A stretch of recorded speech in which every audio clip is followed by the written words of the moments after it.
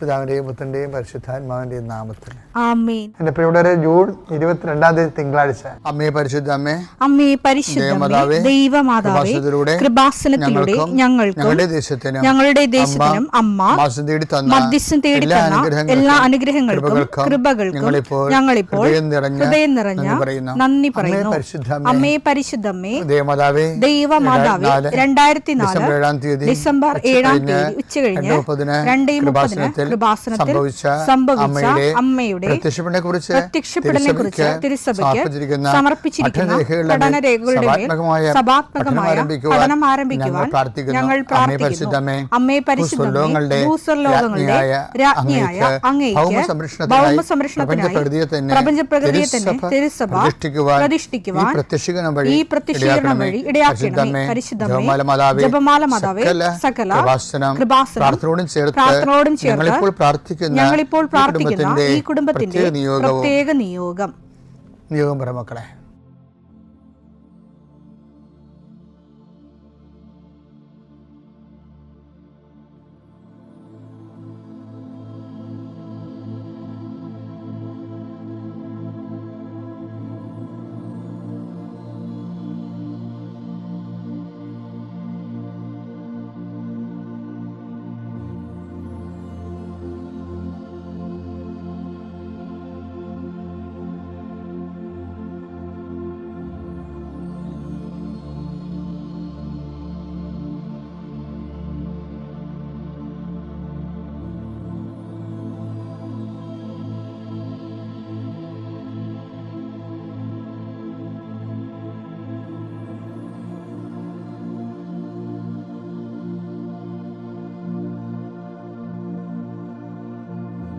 അമ്മയുടെ പ്രത്യക്ഷീകരണത്തിന്റെ ഈ അനുഗ്രഹവേളയിൽ ഞങ്ങൾക്ക് സാധിച്ചു തരുവാൻ കനിയണമേ.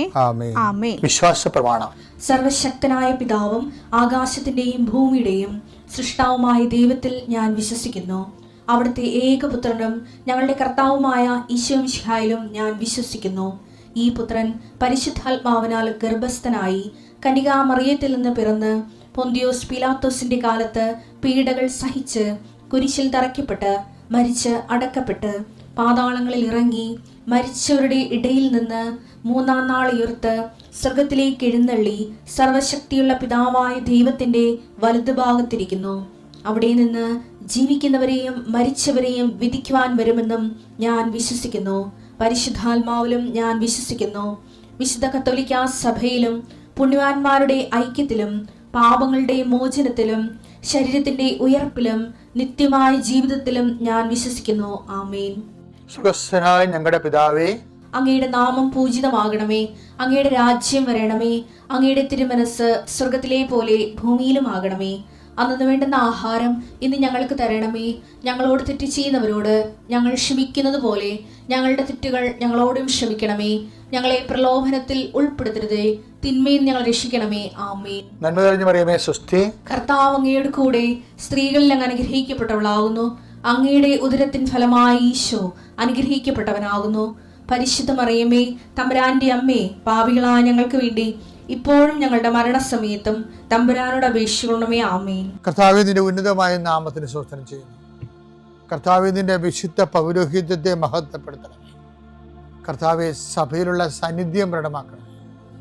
40 വർഷം ഞാൻ അർപ്പിച്ച കൃപാനയുടെ യോഗ്യതയാൽ കൃപാസ്ഥാനത്താറെ ജീവനോടെ പ്രത്യക്ഷപ്പെട്ട പരിശുദ്ധ അമ്മയുടെ മാധ്യസ്ഥത്തിലെ ഞാൻ മക്കളെ ആശീർവദിക്കുന്നു. ഞങ്ങൾ ചില പ്രോജക്റ്റുകൾക്ക് വേണ്ടിയും ചില പോംവഴികൾക്ക് വേണ്ടിയും ജീവിതത്തിലെ ചില പ്രയാസങ്ങൾ, സാമ്പത്തിക വിഷയങ്ങളായാലും മറ്റു വിഷയങ്ങളായാലും മാറുന്നതിന് വേണ്ടി സംസാരിക്കാൻ പോകുന്ന വ്യക്തികളിൽ, നിങ്ങൾ സംസാരിക്കാൻ പോകുന്ന വ്യക്തികളിൽ ഇന്ന് പരിശുദ്ധാത്മ നിറയട്ടെ. സുന്ദരി മാതാവ് സമയത്തിനധികമായി പരിശുദ്ധ അമ്മ കൃപാസന മാതാവ് ഇന്ന് നിങ്ങളുടെ കൂടെ യാത്രയാവുകയും നിങ്ങളുടെ കൂടെ വരികയും ചെയ്യട്ടെ. നിങ്ങൾക്ക് സംസാരിച്ച് ഒതുക്കാൻ പറ്റാത്ത വിഷയങ്ങൾ, നിങ്ങൾ സംസാരിച്ചാൽ ശരിയാകത്തില്ലെന്ന് തോന്നുന്ന സ്ഥലങ്ങളിൽ കർത്താവ് തന്നെ മറുപക്ഷത്ത് നിന്നുകൊണ്ട് നിങ്ങൾക്ക് അനുകൂലമായ ഒരു സാഹചര്യം ഉണ്ടാക്കിത്തരാൻ കർത്താവിൻ്റെ നാമത്തിൽ ഞാൻ നിങ്ങളെ ആശീർവദിക്കുന്നു. കർത്താവേ, കൃപ വന്ന് പെട്ടിരിക്കുന്ന വഴികൾ ഒരു തീരുമാനം എടുക്കാൻ പറ്റാത്തത്, പല വിഷയങ്ങളെക്കുറിച്ച് ഏത് ജോലിക്ക് പോകണം, ഏത് നാട്ടിൽ പോകണം, ഏത് രാജ്യത്ത് പോകണം എന്നറിയാൻ പാടില്ലാതെ വിഷമിക്കുന്നവർ, എന്ത് പഠിക്കണം എന്നറിയാൻ പാടില്ലാതെ വിഷമിക്കുന്നവർ, ഒരു തീരുമാനം എടുക്കാൻ പറ്റാത്തവർ, അവർക്ക് പരിശുദ്ധാത്മാവ് പ്രവർത്തിച്ചുകൊണ്ട് അവർക്ക് പുതിയ തീരുമാനം എടുക്കാൻ കർത്താവ് നിങ്ങളെ സഹായിക്കട്ടെ.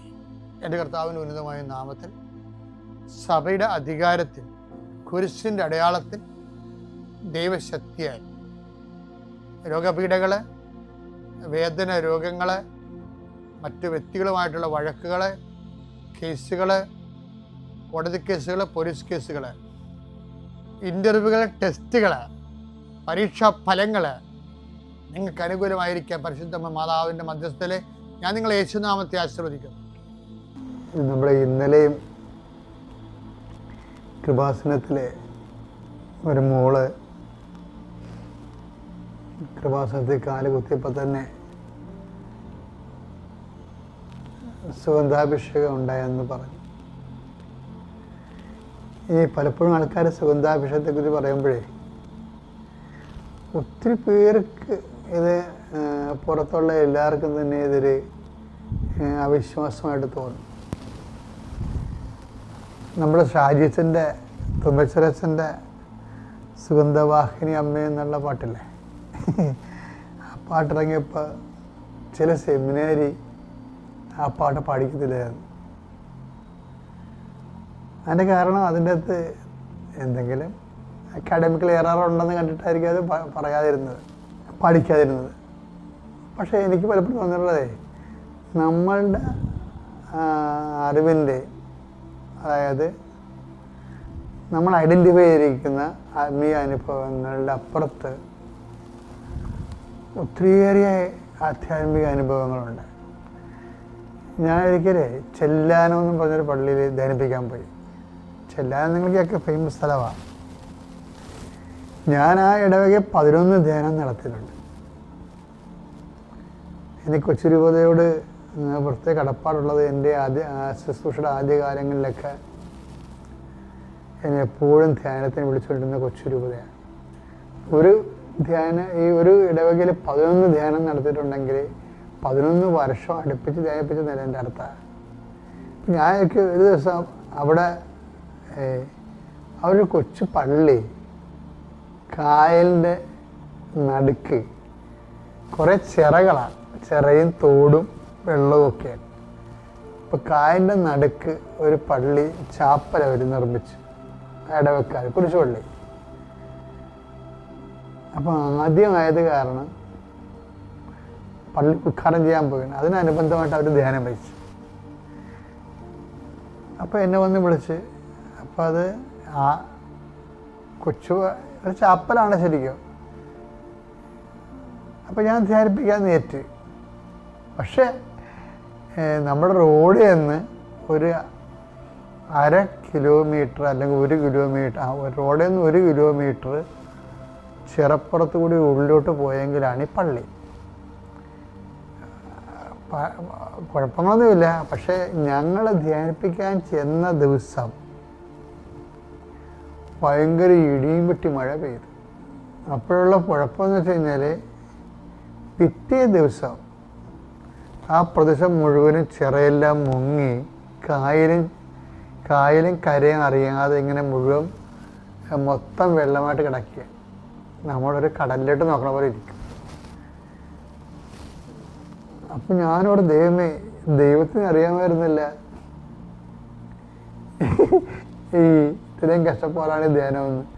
അത് രസത്തില്ല, വിചാരിച്ച പോലും വന്നില്ല ആ ധ്യാനത്തിന്. ആൾക്കാർ തന്നെ വളരെ വളരെ അപൂർവം ആൾക്കാരാണ് വന്നത്. ഈ വലിയ വലിയ കാര്യങ്ങൾക്ക് ചില സമയത്ത് ആൾക്കാർ കുറയും.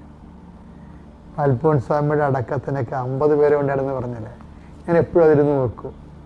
ആ 50 പേരെന്ന് പറയുന്നത് പുണ്യപ്പെട്ട മനുഷ്യരാണ്. അതുപോലെ തന്നെയാണ് ചില കാര്യങ്ങൾക്ക് ആൾക്കാരെ ദൈവം തന്നെ ചുരുക്കിക്കാണ്. എന്ന് വെച്ചാൽ നമുക്ക് തോന്നും നമുക്കെതിരെ എന്തോ നമ്മുടെ കയ്യിരിപ്പ് കൊണ്ട് എന്തോ കുഴപ്പം സംഭവിച്ചതാണെന്ന് തോന്നും. അന്നല്ല കാര്യം. ചില വലിയ കാര്യങ്ങൾക്ക് ദൈവത്തിൻ്റെ ഒരു എഡിറ്റിങ് വരും. അതാണ് ഈശോ പറഞ്ഞത്, ചെറിയ അജഗണമേ ഭയപ്പെടേണ്ടെന്ന് പറഞ്ഞിട്ടില്ല. ചെറിയ അജഗണമേ ഭയപ്പെടേണ്ട. അപ്പം ഇനിയിപ്പോൾ ഒരു വിശ്വാസ പ്രഖ്യാപനത്തിൻ്റെ സമയം. ഇപ്പം ഇന്ന് കൃപാസനത്തിലൊരു സാക്ഷ്യം ഉണ്ടായെന്താണെന്നറിയാമോ? ഒരു ചെറുപ്പകാലത്തെയാണ്. അവൾ പറഞ്ഞത്, എൻ്റെ അമ്മ ഉടമ്പടി എടുത്തു, ഉടമ്പടി 3 പുതുക്കി. പക്ഷെ ഞാൻ ഉടമ്പടി എടുത്തില്ല. കാര്യം എനിക്ക് ഈ പത്രം കൊണ്ടടന്ന് കൊടുക്കണമെന്നൊക്കെ പറയുമ്പോഴേ ഭയങ്കര ചമ്മല. പത്രം കൊടുക്കണം, പിന്നെ എനിക്ക് രാവിലേക്ക് എഴുന്നേക്കാൻ പറ്റത്തില്ല. രാവിലേക്ക് എഴുന്നേക്കണമെങ്കിൽ എനിക്ക് ഭയങ്കര പ്രയാസമാണ്. അപ്പം അതുകൊണ്ട് തന്നെ ഞാൻ ഒരു കാലം ഈ ജന്മത്തിൽ ഉടമ്പടി എടുക്കണമെന്ന് വിചാരിച്ചു. അപ്പം എനിക്ക് തോന്നി, ശരിക്കും പറഞ്ഞാൽ മാതാവ് ഈ ഉടമ്പടി തന്ന കാലത്ത് എന്തെല്ലാം ഉണ്ടായിരുന്നു അതേ ഇപ്പോഴും ഉള്ളേ. മാതാവ് ഉടമ്പടി തന്ന കാലത്തുള്ളതാണ് ഈ പത്രം കൊണ്ടുനടന്ന് കൊടുക്കുക, അതുപോലെ തന്നെ രാവിലെ 5:30 എഴുന്നേൽക്കുക എന്നുള്ളതെല്ലാം. അപ്പോൾ മാതാവ് ആരെയൊക്കെ ടാർഗറ്റ് ചെയ്തിട്ടുണ്ടായിരുന്നു അർത്ഥം. എന്ന് വെച്ച് കഴിഞ്ഞാൽ ഇതിനത് മുതൽ മുടക്കാൻ കഴിയാത്തവൻ പുറത്ത് തന്നെ നിൽക്കണമെന്ന് തന്നെയാണ് മാതാവ് ഉദ്ദേശിക്കുന്നത്. അതിനുവേണ്ടി ആത്മാർത്ഥമായിട്ട് മുതൽ മുടക്കാൻ കഴിയുള്ളവൻ അതിനുവേണ്ടി അതിൻ്റെ ഭാഗഭാഗത്വവും ഗുണഭോക്താവാകണം. അപ്പം നിങ്ങളെ ഈ ചെറിയ അജഗണം എന്ന വചനം എടുത്ത് ലൂക്ക 12:32 ചെറിയ അജഗണമേ ഭയപ്പെടേണ്ട, ചെറിയ അജഗണമേ ഭയപ്പെടേണ്ട, എന്തെന്നാൽ നിങ്ങൾക്ക് രാജ്യം നൽകാൻ നിങ്ങളുടെ പിതാവ് പ്രസാദിച്ചിരിക്കുന്നു. നമ്മൾ ചില സ്ഥലത്ത് നമ്മളുടെ സാക്ഷ്യത്തിൻ്റെ പേരിൽ ചില സമയത്ത് നമ്മളെ സപ്പോർട്ടേഴ്സ് കുറയും. ഇപ്പം ഞാനൊക്കെ ആദ്യം ശുശ്രൂഷയ്ക്ക് വരുമ്പോൾ 0 സപ്പോർട്ടേഴ്സായിരുന്നു. ഓരോ വിഷയത്തിനും അങ്ങനെയായിരുന്നു. ഓരോ വിഷയത്തിനും എല്ലാം ദൈവത്തിൻ്റെ ഓരോ കാര്യം, ഉടമ്പടി, അതുക്കുമ്പോൾ ഞാൻ കടലോരം നടത്തുമായിരുന്നു. എല്ലാം പുതിയ ശുശ്രൂഷകളാണ് കർത്താവ് ഏൽപ്പിച്ചത്. പക്ഷെ അതിനെല്ലാം ആദ്യം നമുക്കൊരു സപ്പോർട്ടും കിട്ടത്തില്ല.